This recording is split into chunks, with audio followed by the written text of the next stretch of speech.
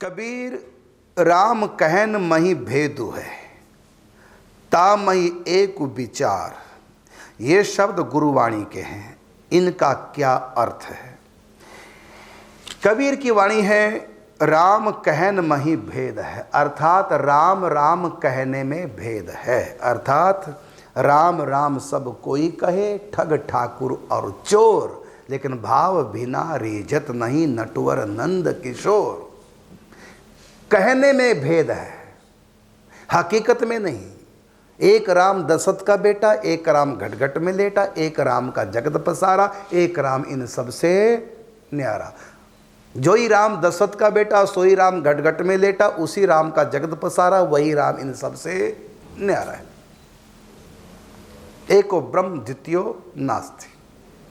कहने सुनने के लिए भेद है, तात्विक कोई भेद नहीं। जैसे राम और कृष्ण में तात्विक भेद नहीं, जो राम है वही कृष्ण है, लेकिन कहने सुनने में तो बहुत भेद है। जहाँ राम जन्म हुआ वहाँ हम कृष्ण मंदिर नहीं बना सकते, और जहाँ कृष्ण का जन्म हुआ वहाँ हम राम की स्थापना नहीं कर सकते। कृष्ण जन्मभूमि पे कृष्ण का मंदिर, राम जन्मभूमि पे राम की स्थापना गर्भगृह में होगी। क्यों? कि जब राम और कृष्ण एक हैं तो जरूरी है राम की स्थापना करनी। कृष्ण की कर देंगे राम जन्मभूमि पे स्थापना का? नहीं। का भले ही दोनों एक है, लेकिन कहन सुनन में भेद है। वो मर्यादा की लीला करने वाले, ये प्रेम की लीला करने वाले, तो स्वभाव में भी अंतर है, लेकिन एक केवल लीलागत भेद है, तात्विक भेद नहीं। कबीर ने कहा, कबीर राम कहन मही भेद, कहने में भेद है, कहने सुनने में भेद है, लेकिन तात्विक दृष्टि से अगुण सगुण सब आप हो, निराकार साकार सर्व रूप धरी हे हरि, आप बने संसार। लेकिन भेद है फिर भी। अरे आंखें तो दोनों हमारी हैं, लेकिन इनमें भेद है। इसमें 2 नंबर का चश्मा, इसमें 3 नंबर का लेंस है ना, भेद। लेकिन कहने के लिए भेद है, लेकिन दृष्टि तो दोनों की एक है। यदि अंदर की दृष्टि खत्म होगी, चाहे आंख जितनी मर्जी सही हो, लेंस सही हो, लेकिन तब भी दिखाई नहीं देगा। तो कहन सुन, कबीर राम कहन मही भेद है, ता मही एक विचार। अर्थात विचार का मतलब बुद्धि। यदि हम बुद्धि से विचार करें तो एक है, ता मही एक विचार। जब हम विचार की दृष्टि से, ज्ञान की दृष्टि से देखेंगे, अभेद की दृष्टि से देखेंगे, तो 2 नहीं एक हैं। हाँ, कहने के लिए अनेक। हरि अनंत, हरि कथा अनंता, बहुविधि कहीं सुनई सब संता। और दूसरी बात है, इसका दूसरा अर्थ है कबीर, क्योंकि ये शब्द मेरे पास पहली बार आया। कबीर राम कहन मही भेद है। और पहली बात तो है कि क्योंकि मैं कवि भी हूँ, कविता की दृष्टि से गलत है, क्योंकि दुआ है, तामई एक विचार। तामई एक विचार, ये 11 मात्रा हैं, और इससे पहले होनी चाहिए 13 मात्रा, 13 11 13 11, तब बनता है दोहा। अभी है तो दोहा, लेकिन इसमें मात्रा अधिक बढ़ रही है, इसलिए ये पूरा शुद्ध शब्द आपने लिखा ही नहीं, इसमें एक्स्ट्रा मात्रा है। राम कहन मही भेद है, ये है 13 मात्रा, गिरी नहीं, लेकिन मैं कवि हूँ, पढ़ते ही पता चल जाता है। क्या नाम, राम कहन मही भेद है, गिन लो 13 मात्रा है। और ता मही एक विचार, गिन लो 11 मात्रा है। तो इसमें कबीर बीच में कहाँ से आ गया? और कबीर में 4 मात्रा है, एक का 1 मात्रा, बी में बड़ी की 2 मात्रा, और एक रा में 1 मात्रा, तो हो गई 4। तो ये तो कविता की दृष्टि से कबीर का नाम जबरदस्ती लगा रखा। दोहा तो बिना कबीर के पूरा होगा क्या? राम कहन मही भेद है, देख गाया गया ना, क्योंकि पूरी 13 मात्रा है। राम कहन मही भेद है, और तामह एक विचार। देखो पूरा गाया गया, 13 मात्रा और आगे 11। लेकिन अब कबीर को लगा के गा के दिखा दो, कोई गा ही नहीं सकता। और कबीर दास जी ने मात्रा में छंद लिखे हैं, इसलिए आप पकड़े गए, इसलिए आप दोहा ये कबीर दास जी को बीच में डाल दिया अपनी तरफ से।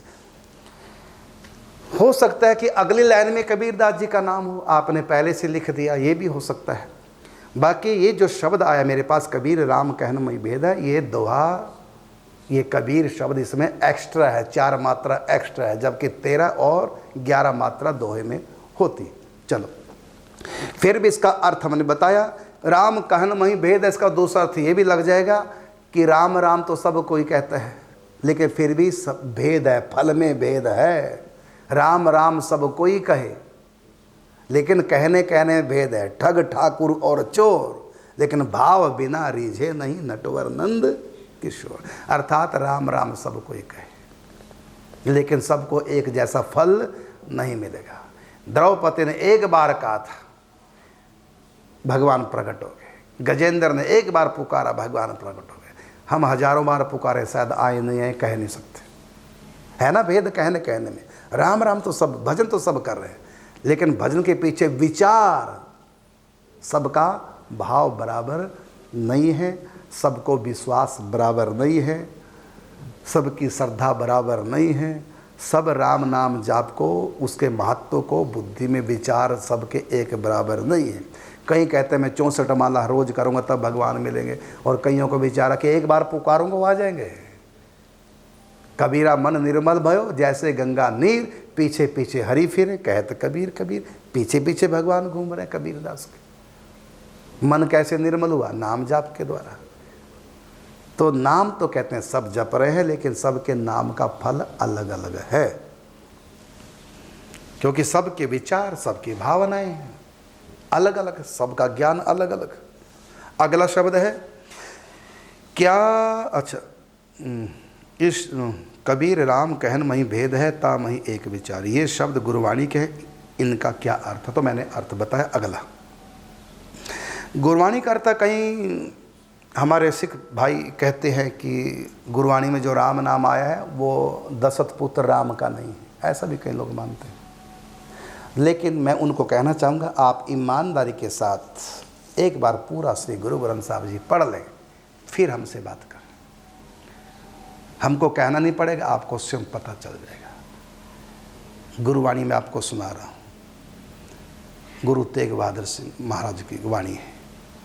संग सखा सब तज गए, को न निभियो साथ, कह नानक या विपद में टेक एक रघुनाथ। अभी रघुनाथ कौन है? राम तो तुम निर्गुण के लिए कह दोगे, लेकिन रघुनाथ को निर्गुण कैसे कहोगे? दूसरा, सूर्यवंशी रघु भय, सूर्यवंशी रघु भय, रघुकुल वंशी राम। रामचंद्र के पुत्र दो, लव कुश जिनको नाम, वही हमारे बड़न हैं, युगा युगा अवतार। नानक अपने बड़न को कोटि कोटि नमस्कार। अब बताइए ये नमस्कार किसको हो रहा है? और हमारे गुरुओं की वाणी, सिख संप्रदाय के जो गुरु हैं, उन गुरुओं की वाणी में भगवान के 24 अवतारों को नमस्कार किया गया।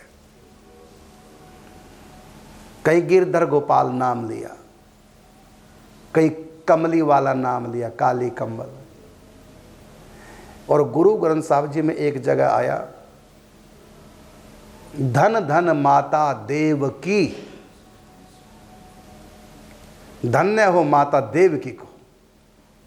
ये गुरु ग्रंथ साहिब जी की वाणी बता रहा हूं। धन धन माता देव की, जां ग्रह मैया कमलापति। धन्य है माता श्री देवकी को, जिसके घर में कमलापति भगवान नारायण प्रकट हुए हैं। और धन धन वन खंड वृंदावना, जहां खेले श्री नारायणा। ये कहाँ की वाणी है? श्री गुरु ग्रंथ साहिब जी की वाणी। और भी आप स्वयं एक बार, मैं तो सब सिख भाइयों को कहना चाहूँगा, ईमानदारी के साथ पक्षपात रहित होकर के अपने गुरुओं की वाणी को पढ़िए, आपको पता चल जाएगा। हम सब